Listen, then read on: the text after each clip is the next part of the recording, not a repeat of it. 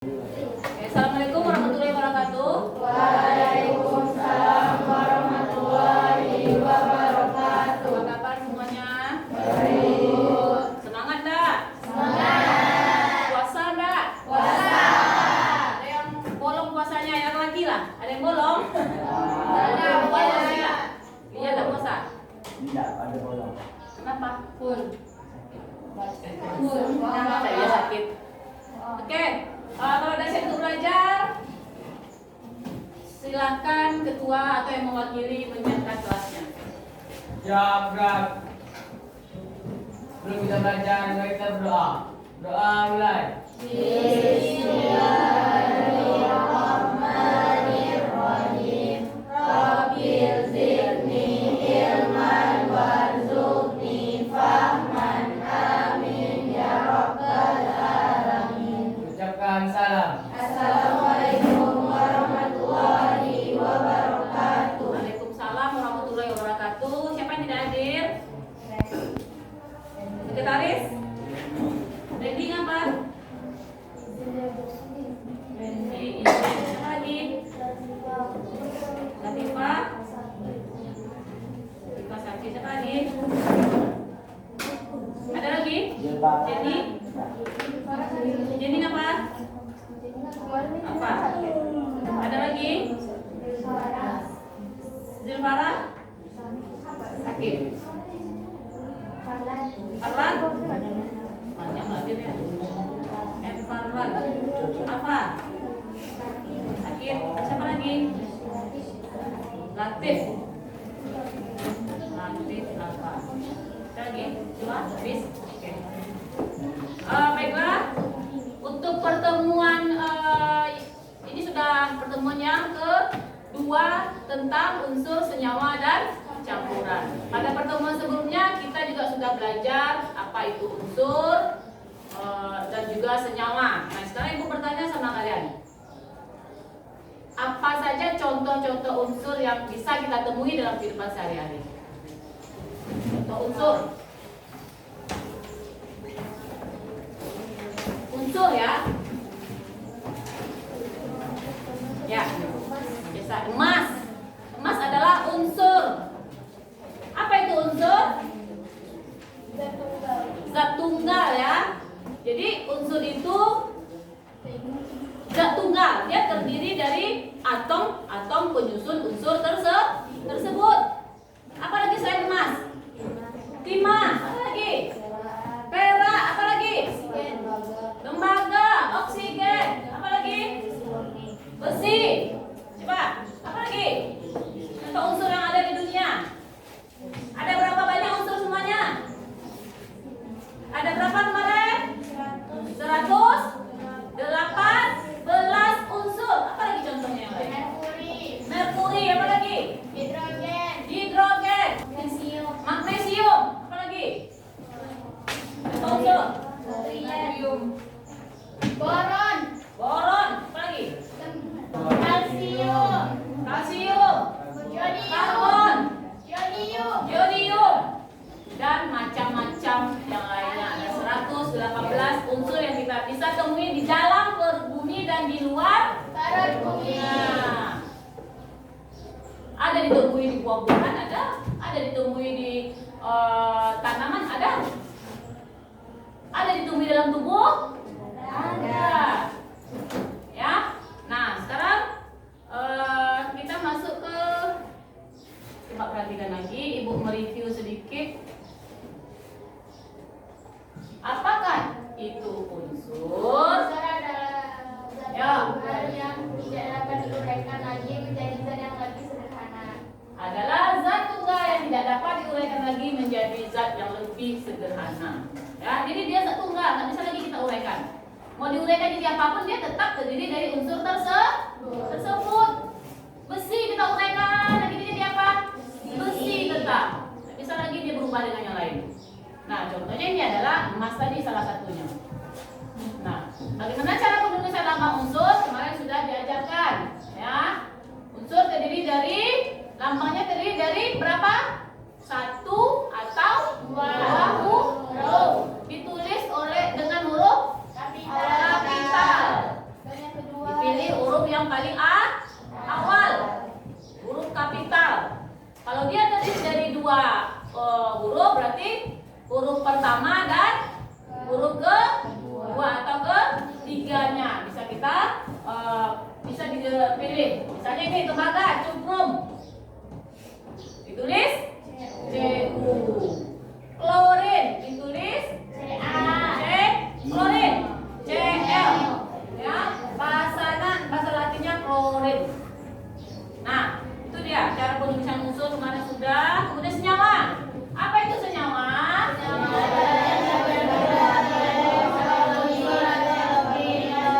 Reaksi kimia senyawa dapat diuraikan menjadi unsur-unsur pembentuknya. Nah, zat yang dibentuk oleh dua unsur atau lebih melalui reaksi kimia harus ada reaksi kimia di sana. Kalian pernah nggak ke labor?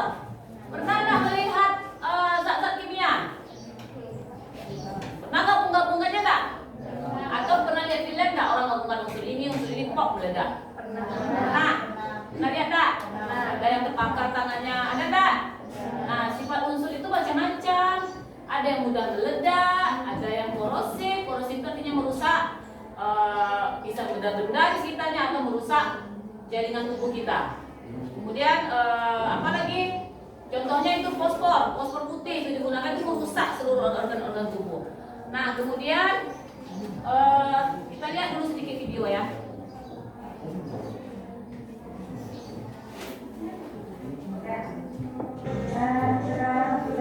Di lingkungan sekitar kita sering dijumpai berbagai jenis benda.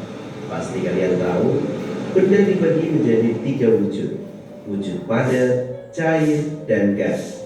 Benda-benda tersebut kita klasifikasi berdasarkan karakteristik yang dapat diamati. Namun, sedikit berbeda ketika kita akan mempelajari klasifikasi materi. Pada video ini, kita akan menemukan unsur, senyawa, dan campuran. Apa sebenarnya unsur, senyawa, dan campuran? Simak video berikut ini.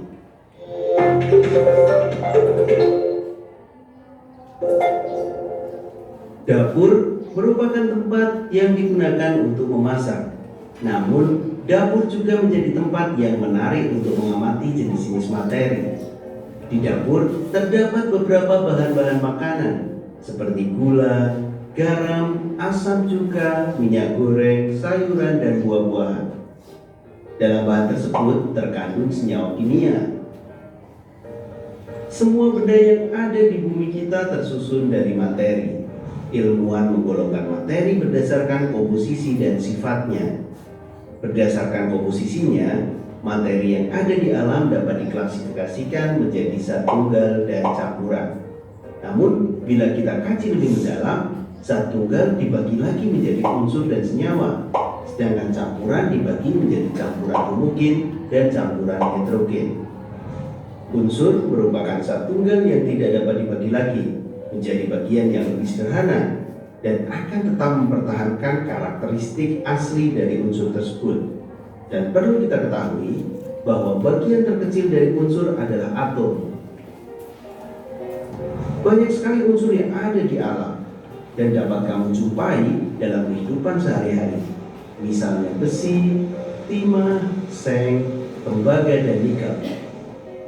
Para ahli kimia juga menggunakan simbol atau lambang untuk menunjukkan perbedaan antara unsur kimia yang satu dengan yang lainnya.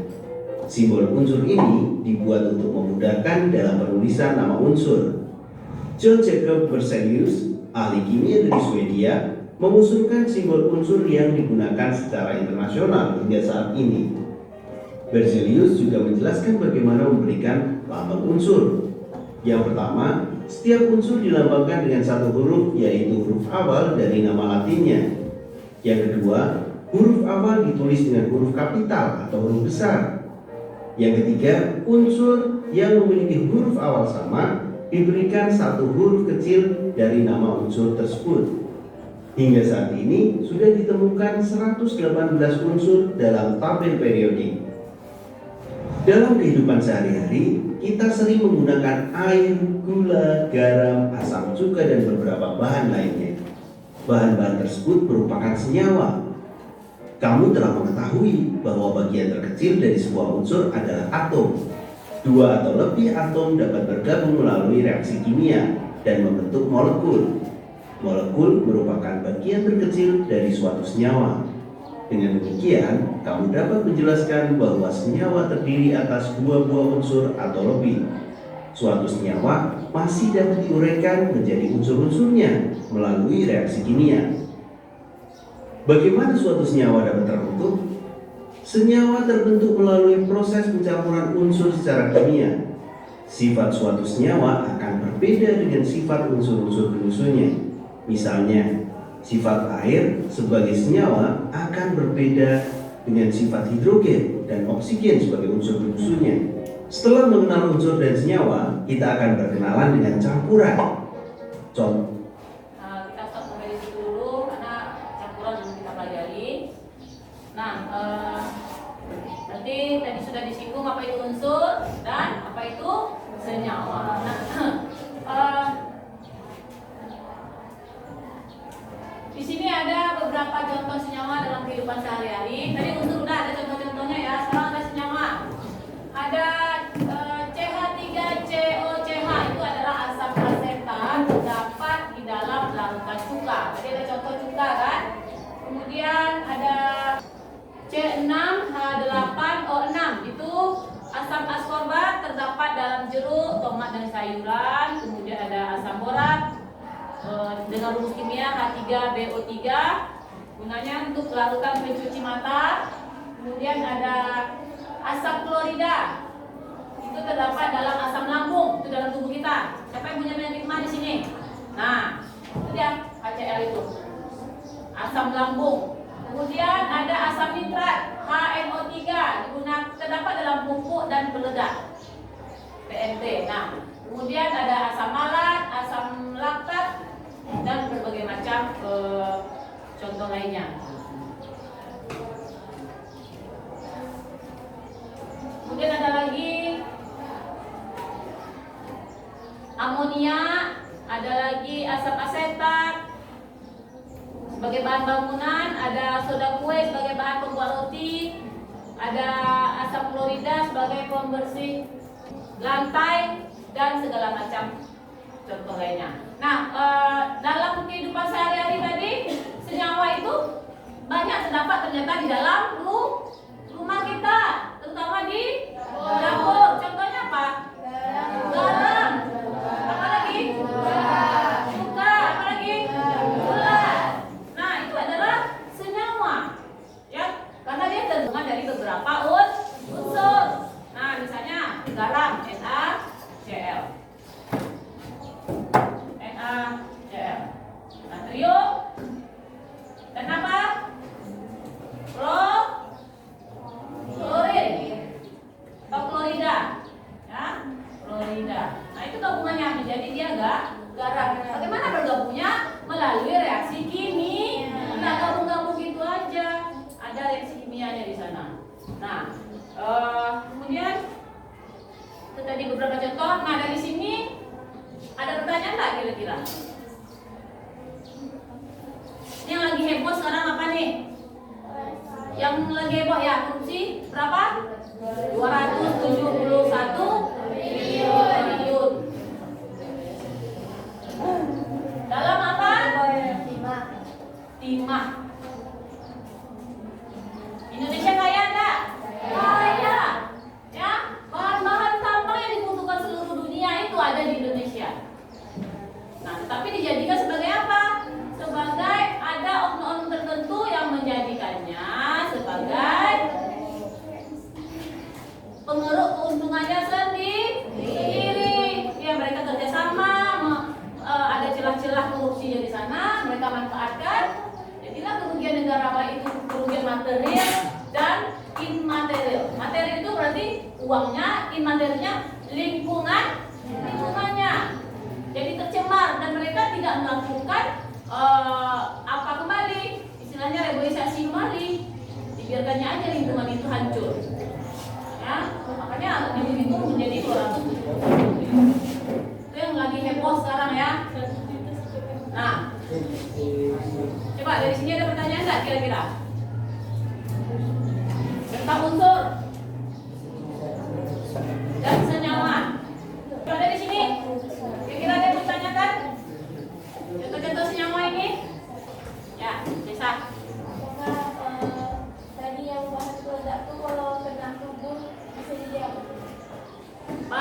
meledak, kalau kena tubuh bisa jadi apa? Unsur-unsur itu ada yang mudah meledak. Ya, unsur-unsur ada yang sifatnya mudah meledak.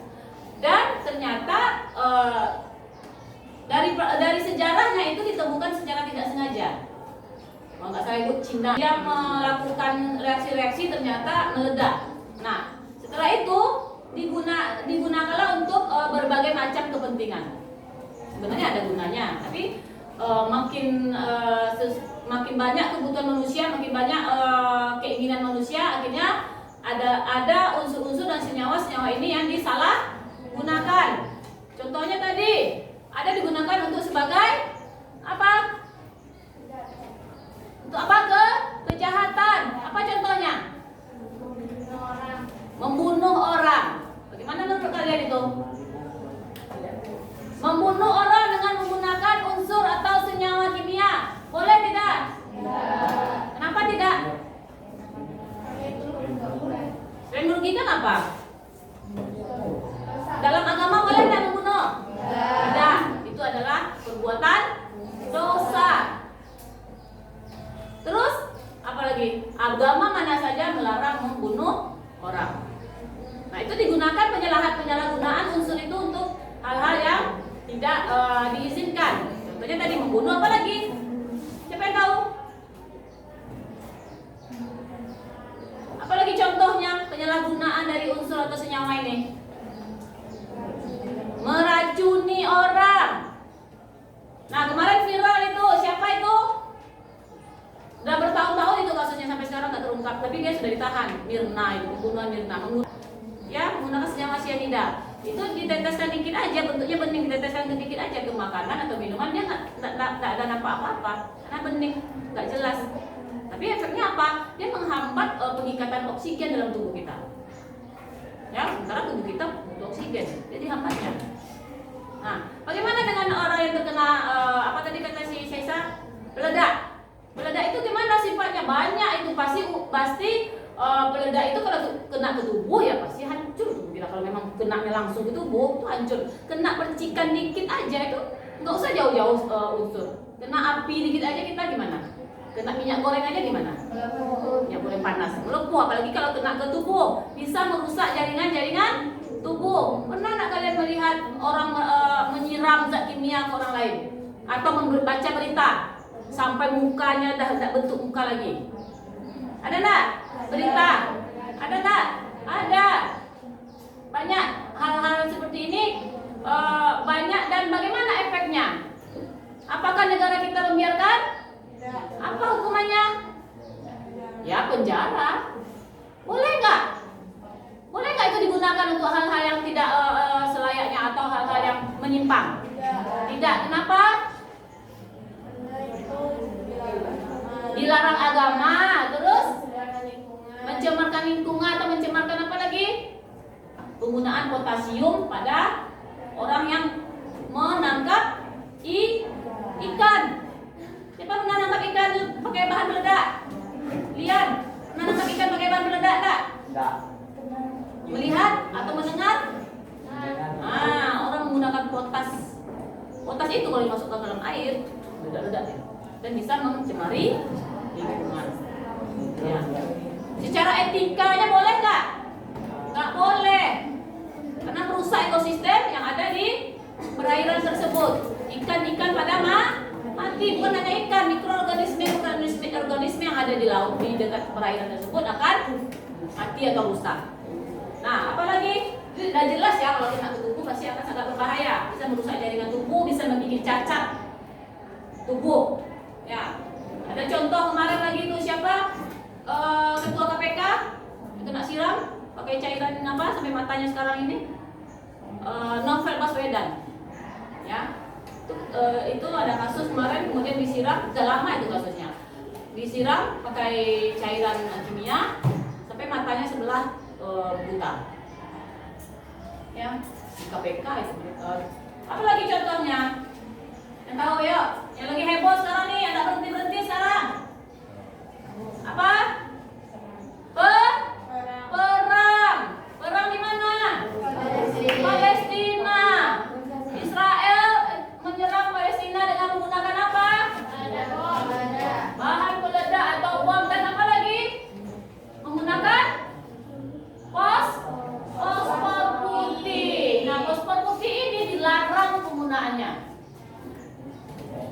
tetapi tetap digunakan oleh Israel. Karena kita tahu sendirilah Israel itu gimana ya. Dia tidak akan pernah mau mematuhi perjanjian-perjanjian yang sudah disepakati. Boleh enggak? Nah, sekarang Ibu nanya, bagaimana dengan bom bunuh diri? Nggak boleh. Nah, sekarang gini, kalau bom bunuh dirinya itu dilakukan oleh bangsa atau negara yang tertindas dalam keadaan perang gimana? Boleh nggak kira-kira?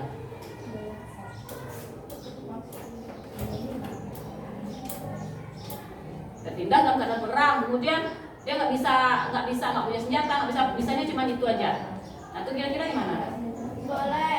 Boleh, kenapa? Itu kan nggak dia. Coba. Nah, bagaimana dengan penggunaan bom bunuh diri yang marak kemarin di Indonesia itu? Boleh nggak kira-kira? Mereka nyebutnya apa? Istilahnya dalam agama apa? Jihad. Katanya dengan bom bunuh diri mereka sudah tergolong melakukan jihad, membela agama, dan mereka menganggap mati syahid. Iya apa enggak? Ya. Iya apa enggak? Enggak. Tidak boleh. Kondisinya seperti apa dulu? Adakah mereka berperang pada waktu itu? Adakah dalam keadaan terdesak? Tidak. Apa akibatnya? Setelah membunuh diri itu apa akibatnya? Meninggal, membunuh banyak orang. Membunuh banyak orang itu membunuh binatang aja dilarang, apalagi membunuh banyak orang. Dan konsep mereka melakukan itu tidak sesuai dengan ajaran agama. Apakah itu jihad? Nggak jihad itu jihad yang salah. Ya, jadi jangan sampai kita terpengaruh oleh ada orang yang ikut-ikut organisasi tertentu melakukan terorisme, kemudian menganggap melakukan bom bunuh diri adalah jihad. Itu salah satu contoh dari penyalahgunaan apa tadi?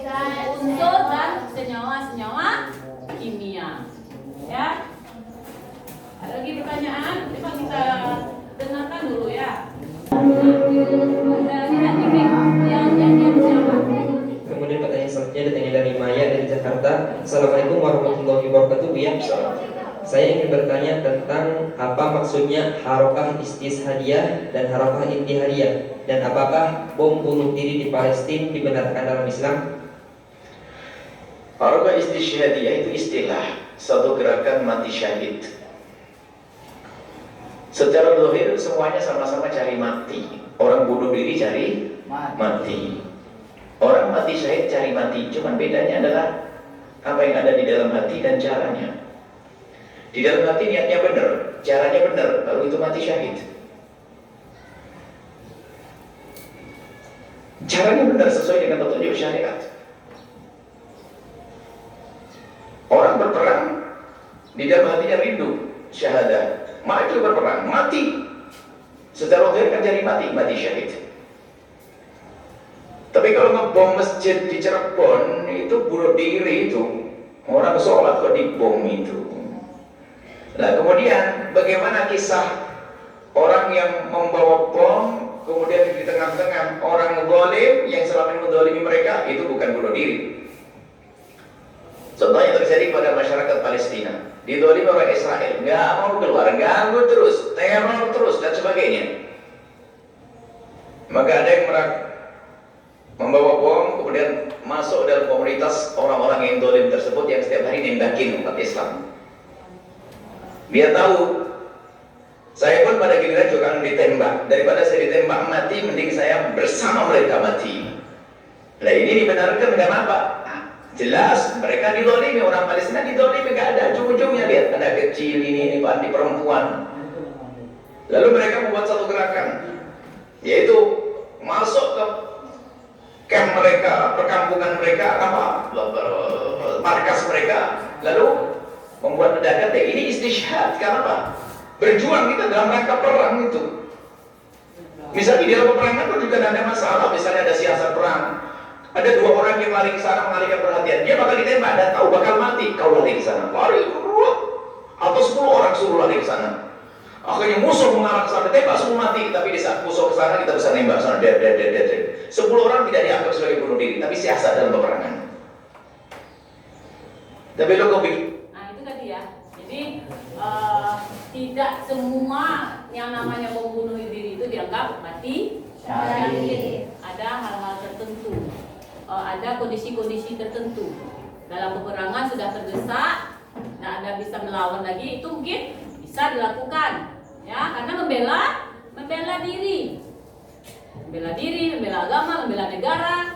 Tapi kalau cuman tidak jelas kayak yang sering terjadi di Indonesia, bunuh diri, itu kan nggak jelas tujuannya apa, ya, itu nggak mati syahid, itu mati siap dan berdosa. Nah itu dia berbagai macam contoh penyalahgunaan unsur atau senyawa yang ada dalam kehidupan kita sehari-hari. Pertama tadi apa? Contohnya penggunaan apa? Penyalahgunaannya menggunakan bahan peledak dalam apa?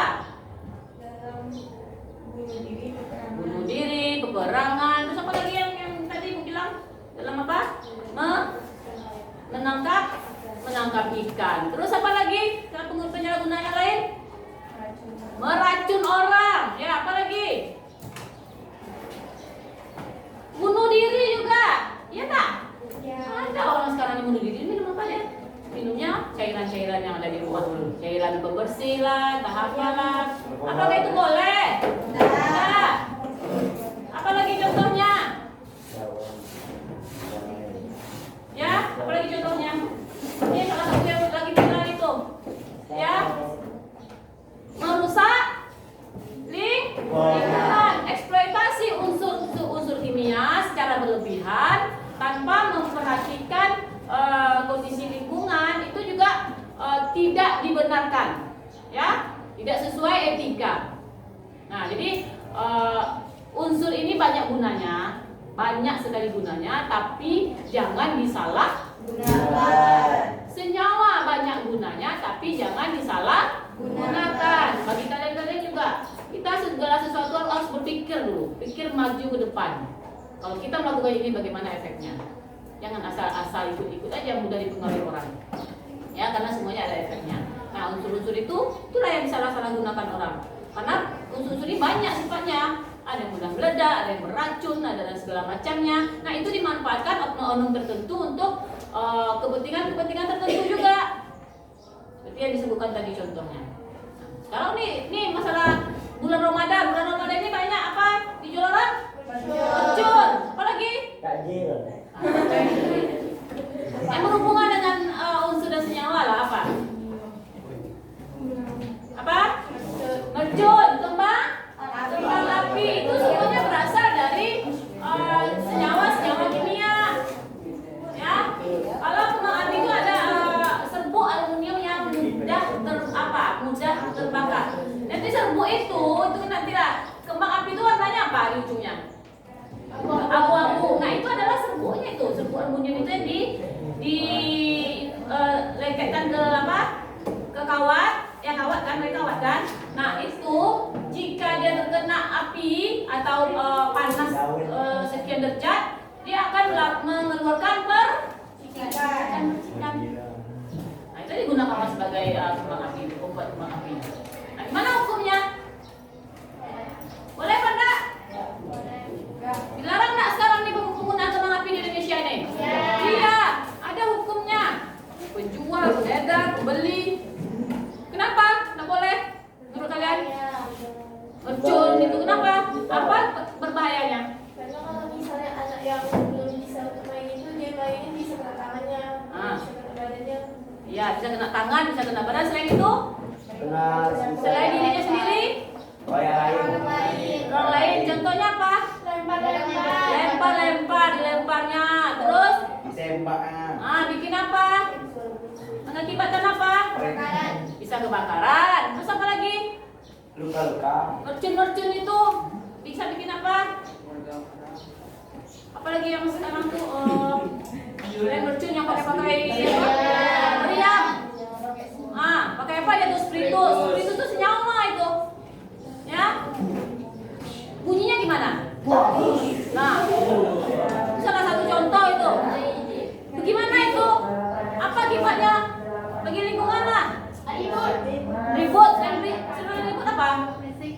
Bikin apa? Kaget, jantungan. Orang-orang yang tua yang jantungan bisa mati mendadak. Ya, tiba-tiba bohong kan? Lah tuh. Akhirnya meninggal orang lain. Ya, makanya dilarang ada hukumnya. Itu secara etika tidak boleh karena mengganggu. Tapi dilakukan juga. Ada juga orang yang menjual. Kenapa? Karena hukum kita masih agak lemah untuk memantau ya. Jadi itu tadi berbagai macam contoh zat kimia dan penyalahgunaannya.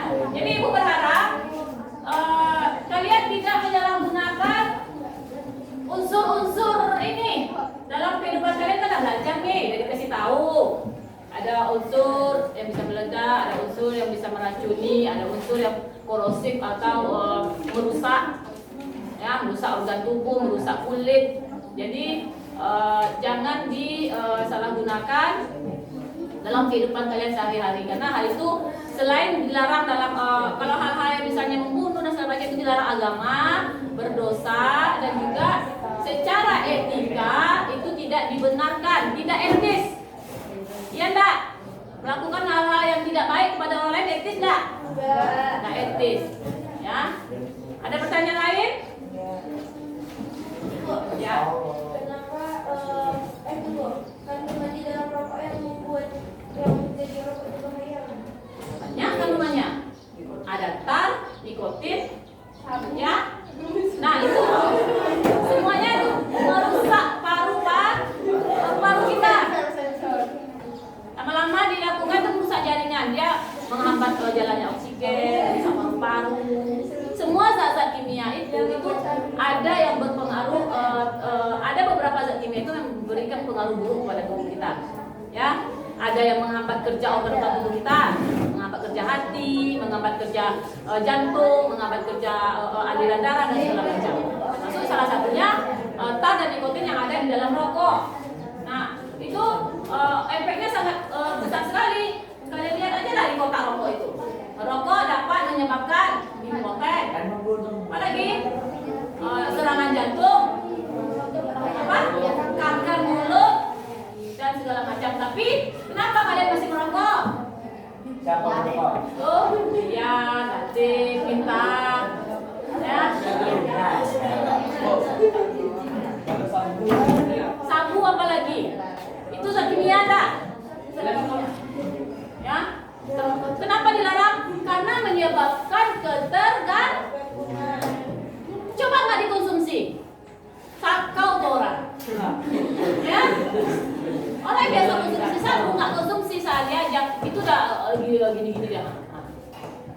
Merusak tak? Merusak tak ke tubuh? Sabu itu merusak tak? Rusak. Tak ada lagi fokus kita tuh. Masa depan hancur. Ya, belinya mahal. Kalau nggak ada duit akhirnya tolong nyuri. Nggak bisa beli. Cari cara lain, cara dapat uang. Jadi kurir. Dikurir narkoba. Dapat duitnya belikan lagi gitu. Ya, bikin ketergantungan, merusak organ-organ tubuh. Alkohol aja itu boleh nggak? Nggak boleh, dilarang dalam agama. Ajaran agama kita melarang menggunakan alkohol itu. Ya? Ada yang udah coba-coba konsumsinya?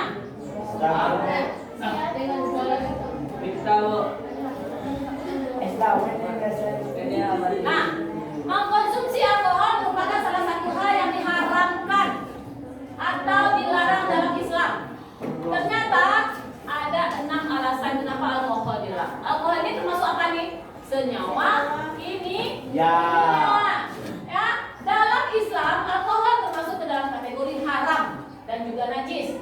Mengkonsumsi alkohol berapapun jumlahnya merupakan hal yang dilarang meski tak memunculkan efek mabuk. Walaupun nggak mabuk tapi tetap dilarang. Nah, bila itu memabukkan saat dikonsumsi dalam jumlah besar, maka itu dilarang dalam jumlah kecil. Jika dikonsumsi dalam jumlah besar itu memabukkan, maka dilarang juga dalam jumlah kecil. Jadi jangan mengira kan kalau banyak-banyak kita minum baru kita mabuk, pasti kita paparan bu, katanya. Tak boleh. Kalau udah dalam efeknya udah besar, berarti tidak boleh juga dalam jumlah kecil. Konsumsi alkohol juga dituangkan dalam surat Al-Maidah ayat 90. Ayat tersebut menyatakan bahwa mengkonsumsi minuman keras, berjudi, memuja berhala, dan mengundi nasib merupakan perbuatan keji dan termasuk perbuatan setan. Maka jauhilah perbuatan itu agar kamu beruntung. Ya, oleh karena itu umat Islam kenyataan memilih untuk menghindari alkohol. Bahkan penggunaan alkohol untuk memasak pun dihindari walaupun jumlahnya sedikit. Apa aja akibatnya mengkonsumsi alkohol? Pertama, sholat tidak diterima. Ya, kemudian membuat kecanduan. Kalau udah coba sekali, kalian nonton drakor tak? Nah, mereka kalau lagi stres ngapain? Minum alkohol. Ya, akhirnya mabuk, dia tidak perlu diucapkan keluar. Orang mabuk itu yang tidak perlu diucapkan keluar itu sebutannya semuanya.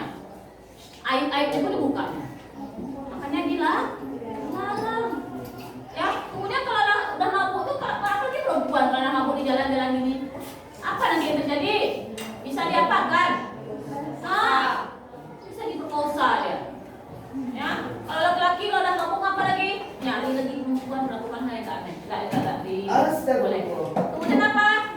Mengaburkan intelektualitas, memberi contoh buruk untuk anak-anak, membuat orang lalai, meningkatkan risiko kriminalitas. Ini belakang. Ya. Kemudian, nah itu dia. Apa rumus kimianya dari alkohol itu? Ini dia ya. C2H5, C2H5O. Nah, ada berapa C di sana? Atom C? 2. Atom H?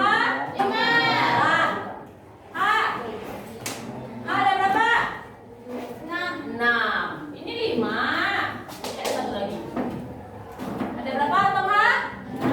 Ada berapa atom O? 1. Ada berapa unsur di sana? 3. Apa aja? C apa?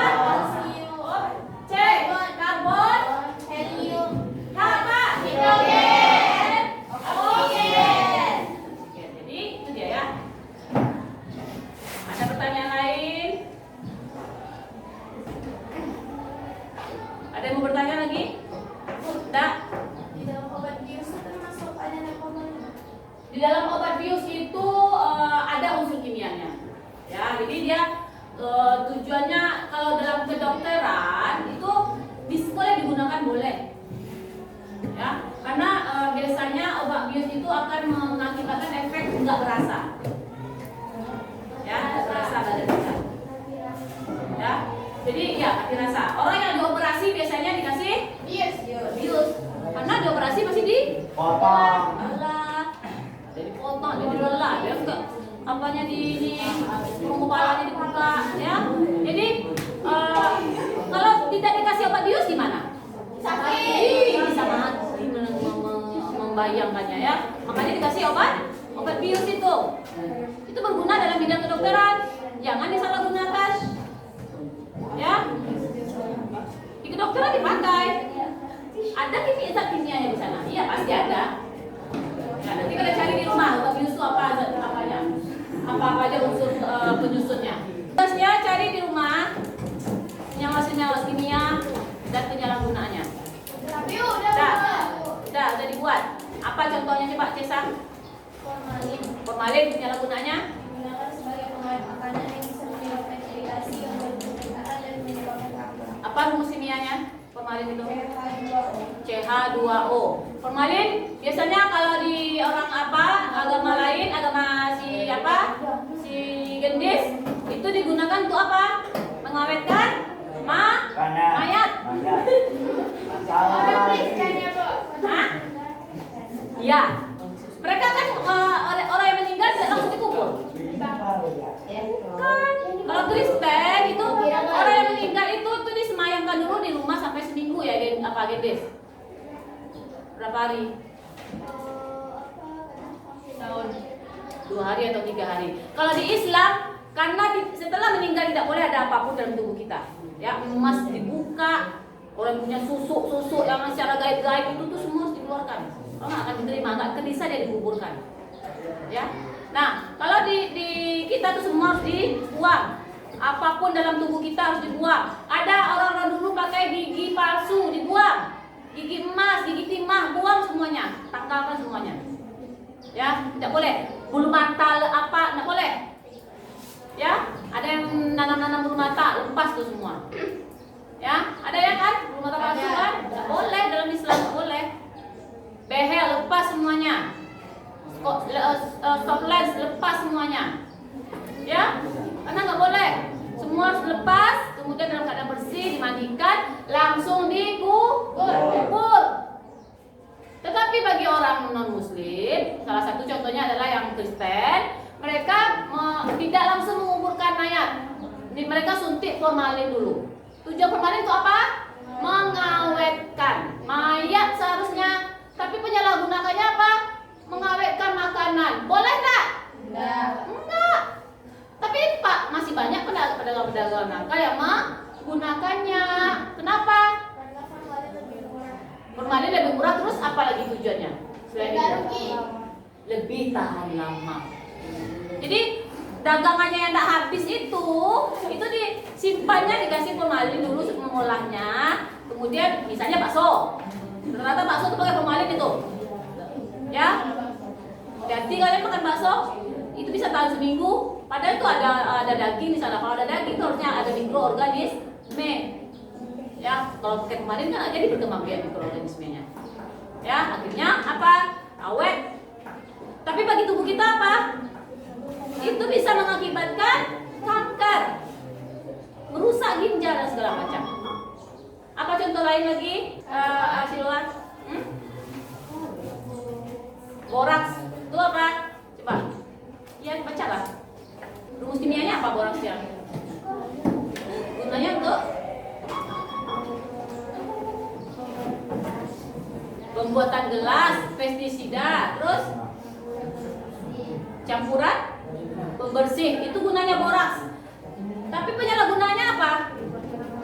Dibuatkan ke makanan, tujuannya untuk mengenyalkan. Itu bakso, tahu ya, lebih kenyal ya.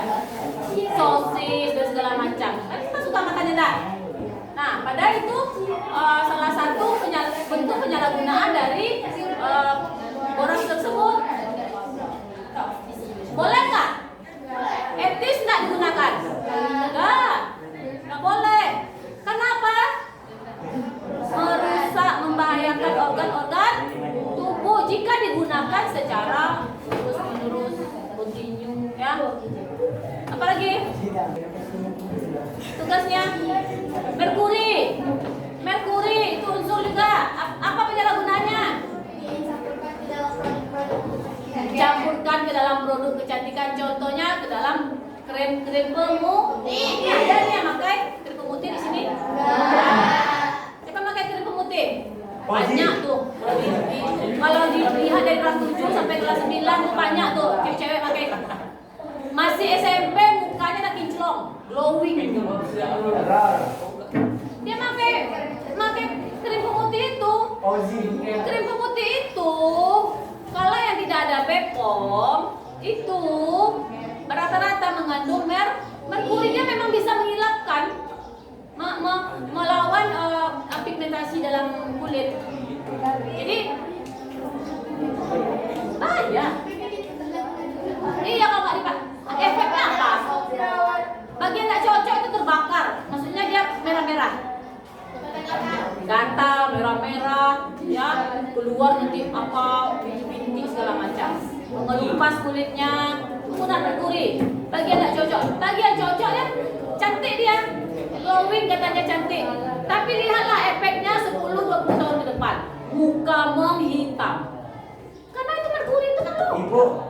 Ya, dimasukkan ke dalam kulit kita, lama-lama dia menumpuk. Nah, efeknya tidak langsung sekarang. Bagi yang merasa cocok dengan produk abal-abal itu, dia nggak ngefek, dia efeknya bagi dia bagus.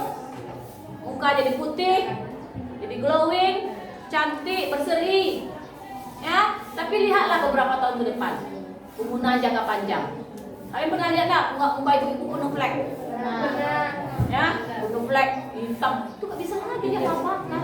Mau ke dokter kulit manapun udah inilah nggak bisa lagi karena udah meresap ke dalam jaringan kita ini dan merusak dan meresap dia. Bisa lagi dia apa-apakan. Itulah merkuri itu. Ya, apalagi contohnya? Selain apa tadi ada alkohol, ada merkuri, ada boraks, ada formalin. Apalagi penyalahgunaannya? Apa yang kamu buat di situ? Penyalahgunaannya apa? Mana tugasnya? Baca tugasnya. Obat-obatan terlarang. Apa tadi? Obat-obatan terlarang. Ada heroin, kokain, ya kokain, metafetamin. Itu semuanya adalah senyawa-senyawa kimia. Apa efeknya? Sebenarnya itu bisa digunakan dalam kedokteran. Ya, harus dalam pengawasan dokter. Tetapi disalahgunakan untuk konsumsi pribadi, dibeli secara ilegal di apotek-apotek atau di tempat-tempat tertentu dan disalahgunakan penggunaannya.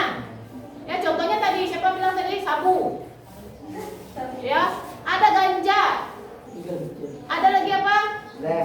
Obat bius, ada lagi morfin dan segala macam. Itu dalam bidang kedokteran untuk hal-hal tertentu boleh digunakan.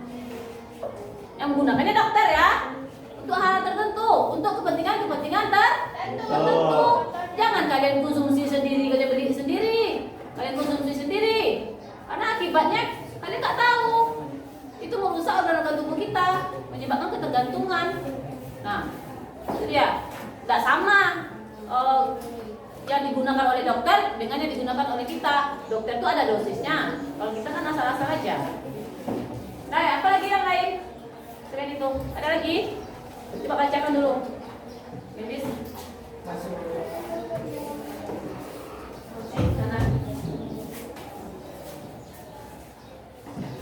Ada lagi contohnya tadi penyalahgunaan senyawa-senyawa kimia, ada lagi?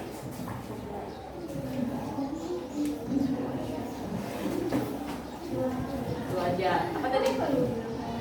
Boraks sama formalin. 3. Ini apa? Obat penyalahgunaan obat-obatan dan merkuri dalam kosmetik ya.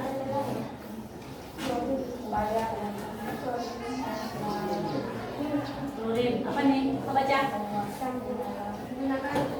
Dicampurkannya bahan pemutih klorin dengan nih klorin. Klorin itu pemutih pakaian. Tapi sekarang penyalahgunaannya banyak digunakan untuk memutihkan beras. Kan beras itu ada yang kurang bagusnya kan? Ada yang setelah dipanen warnanya agak menghitam atau nggak bagus. Biar cantik, biar tertarik orang membeli, dikasihlah klorin. Boleh tidak? Boleh tidak? Kenapa tidak? karena itu racun. Iya, berbahaya bagi tubuh.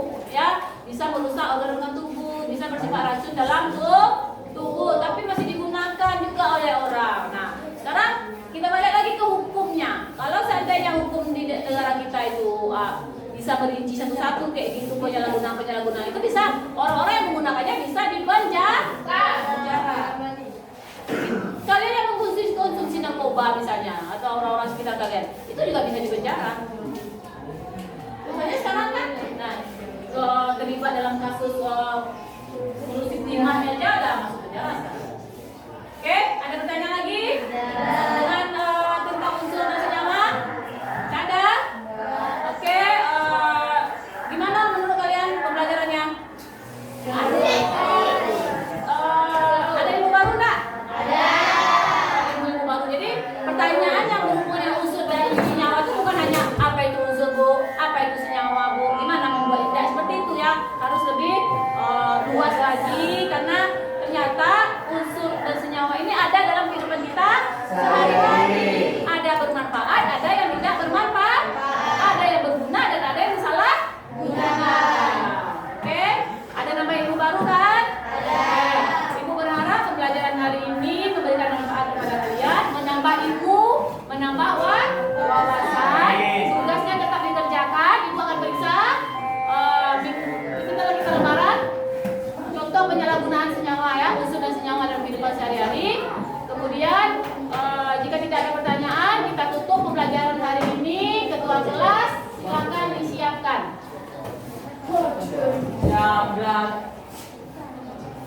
Sudah belajar ucapkan hamdalah.